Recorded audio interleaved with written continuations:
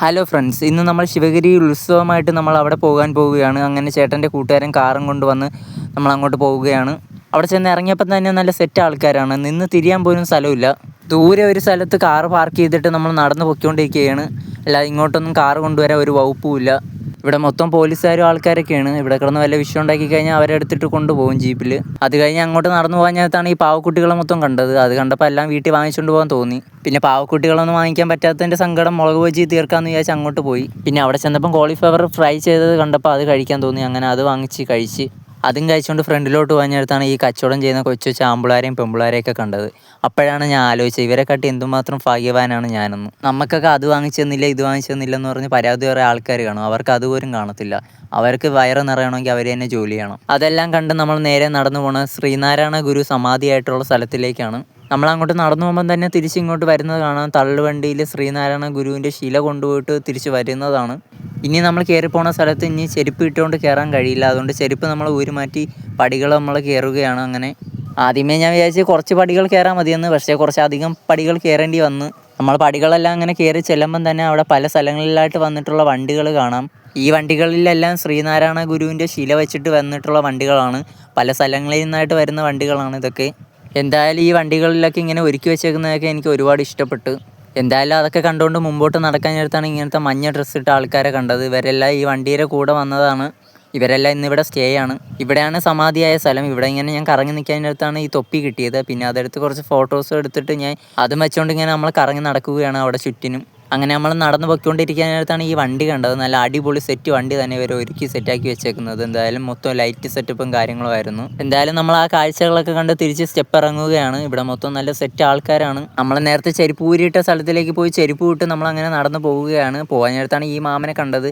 ഈ മാമൻ പറഞ്ഞ് അന്നദാനം ഉണ്ടെന്ന് പറഞ്ഞ് ആ മാമൻ വിളിച്ചു കൊണ്ടുവന്ന് നമുക്ക് കാണിച്ചു തന്നു. ഒരാവശ്യമില്ലായിരുന്നു ആ മാമൻ നമ്മൾക്ക് അങ്ങനെ പറഞ്ഞു കൊണ്ടുപോയി കാണിച്ചു തരേണ്ടത്. ആ മാമനെ ഞങ്ങൾക്ക് അറിയുവരും കൂടെ. പക്ഷേ ആ മാമൻ നമ്മളെ കൊണ്ടുപോയി വിളിച്ചു കൊണ്ടുപോയി കാണിച്ചു തന്നു. എന്തായാലും ആ മാമനൊക്കെയാണ് യഥാർത്ഥ മനുഷ്യൻ എന്നൊക്കെ പറഞ്ഞു കഴിഞ്ഞാൽ. വരിയിൽ എന്തായാലും നമ്മളെ കയറ്റി വിട്ടിട്ട് ആ മാമൻ പോയി. വരി നല്ല സ്പീഡിൽ എന്തായാലും പോകുന്നുണ്ട്.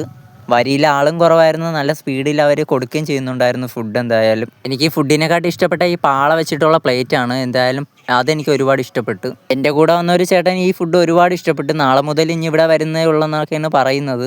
ഫുഡ് വാങ്ങാനും കഴിക്കാനും രാത്രിയായിട്ട് ഇവിടെ ഒരുപാട് ആൾക്കാരുണ്ട്. എന്തായാലും ഈ ദൈവങ്ങളെ പേരിൽ മനുഷ്യർ ചെയ്യുന്ന ഏറ്റവും നല്ല കാര്യം എന്ന് പറഞ്ഞു കഴിഞ്ഞാൽ ഇങ്ങനത്തെ അന്നദാനങ്ങളാണെന്നാണ് എനിക്ക് തോന്നുന്നത്. അരിയിലെ പായസം ഉണ്ടായിരുന്നു. ഞാൻ പിന്നെ അതും പോയി കുറച്ച് ടേസ്റ്റ് ചെയ്ത് നോക്കാമെന്ന് വിചാരിച്ച് വാങ്ങിച്ച് കുടിച്ചായിരുന്നു. അതെല്ലാം കഴിച്ച് കഴിഞ്ഞാൽ നമ്മൾ അടുത്ത കാഴ്ചകൾ കാണാനായിട്ട് മുമ്പോട്ട് പൊയ്ക്കൊണ്ടിരിക്കുകയാണ്. ഇവിടെ മൊത്തം ആംബുലൻസും കാര്യങ്ങളൊക്കെ ഉണ്ട്. അതൊക്കെ എന്തായാലും നല്ല കാര്യമാണ്. ആർക്കെങ്കിലും എന്തെങ്കിലും പറ്റി കഴിഞ്ഞാൽ അപ്പോഴേ ആ ഹോസ്പിറ്റലിലൊക്കെ കൊണ്ടുപോകാമല്ലേ. എന്തായാലും ഞാനും സുമിലി ചേട്ടനും കൂടെ കുറച്ച് ഫോട്ടോസും വീഡിയോസൊക്കെ എടുത്ത് നമ്മൾ മുമ്പോട്ട് നടന്ന് പൊയ്ക്കൊണ്ടിരിക്കുകയാണ്. അതെല്ലാം കഴിഞ്ഞ് മുമ്പോട്ട് പൊയ്ക്കൊണ്ടിരിക്കാനായിട്ടാണ് ഇങ്ങനത്തെ അടിപൊളി ബാഗും കാര്യങ്ങളൊക്കെ കണ്ടത്. പക്ഷേ ഇതൊക്കെ ലോക്കൽ സാധനമായിരിക്കും, വിലയുമായിരിക്കും. അതുകൊണ്ടൊക്കെ അതൊക്കെ വാങ്ങാത്തതാണ് നല്ലത്. പിന്നെ എനിക്ക് ഇഷ്ടപ്പെട്ടതെന്ന് വെച്ച് കഴിഞ്ഞാൽ ഇങ്ങനെ തൂക്കിയിട്ടേക്കുന്ന ബൾബുകളാണ്. പിന്നെ ഞാൻ ആദ്യമായിട്ടാണ് ഇങ്ങനത്തെ പരിപാടിക്ക് പോകുമ്പോൾ ഇത്രയും വലിയ ബലൂൺ കാണുന്നത്.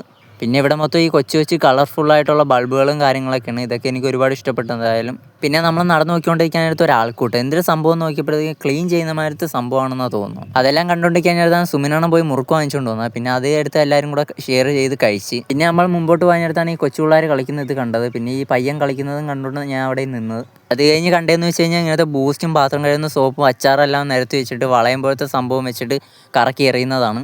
അത് കഴിഞ്ഞ് ഫ്രണ്ടിലോട്ട് പോകാൻ നേരത്താണ് ഇങ്ങനത്തെ റൈഡും കാര്യങ്ങളൊക്കെ കണ്ടത്. ഞാൻ ഇതിലൊക്കെ കയറിയിട്ടുണ്ട്. അതുകൊണ്ട് ഞാൻ ഈ വട്ടം കയറിയില്ല. ഞാൻ വീഡിയോസൊക്കെ എടുത്തുകൊണ്ട് നിന്ന്. പിന്നെ ഈ സംഭവം എന്ന് വെച്ച് കഴിഞ്ഞാൽ പിള്ളേരെയൊക്കെ വണ്ടിക്കകത്ത് കയറ്റി നിർത്തിയിട്ടുള്ള വീഡിയോ ഗെയിം പോലത്തെ ഒരു പരിപാടിയാണ്. ഇതിൻ്റെ പേരെന്തോ അറിയാമെങ്കിൽ കമൻറ്റ് ചെയ്യും നിങ്ങൾ. അതെല്ലാം കണ്ടു കഴിഞ്ഞാൽ നമ്മൾ നടന്ന് അങ്ങോട്ട് പൊയ്ക്കൊണ്ടിരിക്കുകയാണ്. നമ്മൾ സൈഡ് പിടിച്ച് നടന്നില്ലെങ്കിൽ ഈ വണ്ടിയൊക്കെ നമ്മളെ നെഞ്ചത്ത് കയറും. അത് കഴിഞ്ഞ് നമ്മൾ വാങ്ങിയെന്ന് വെച്ച് കഴിഞ്ഞാൽ കടല പുഴുങ്ങിയതാണ്. ഇതിൻ്റെ വേറെ വല്ല പേര് നിങ്ങൾക്ക് അറിയാമെങ്കിൽ നിങ്ങൾ കമൻറ്റ് ചെയ്യുന്നതായാലും. നമ്മളങ്ങനെ കടല പുഴുങ്ങിയത് വാങ്ങിച്ചാൽ എല്ലാവരും കൂടെ കഴിച്ചുകൊണ്ട് നമ്മളങ്ങനെ നടക്കുകയാണ്. നമ്മളിവിടെ വലത്ത് നോക്കിയാലും ഇടത്ത് നോക്കിയാലും മൊത്തം കച്ചവടക്കാരും കാര്യങ്ങളുമാണ്. നമ്മളെ വണ്ടി പാർക്ക് ചെയ്തേക്കുന്ന അങ്ങ് ദൂരെയാണ്. നമുക്ക് ഒരുപാട് നടക്കണം. എന്തായാലും നമ്മളങ്ങനെ നടന്ന് വണ്ടിയുടെ അടുത്ത് എന്തായാലും എത്തിയിട്ടുണ്ട്. ഇതാണ് എൻ്റെ വർക്കല ശിവഗിരി യാത്ര. നിങ്ങൾക്ക് ഇഷ്ടപ്പെട്ടെങ്കിൽ ലൈക്ക് ചെയ്യ്, കമൻറ്റ് ചെയ്യ്, സബ്സ്ക്രൈബ് ചെയ്യ്, ഒന്ന് സപ്പോർട്ടൊക്കെ ചെയ്യടേ.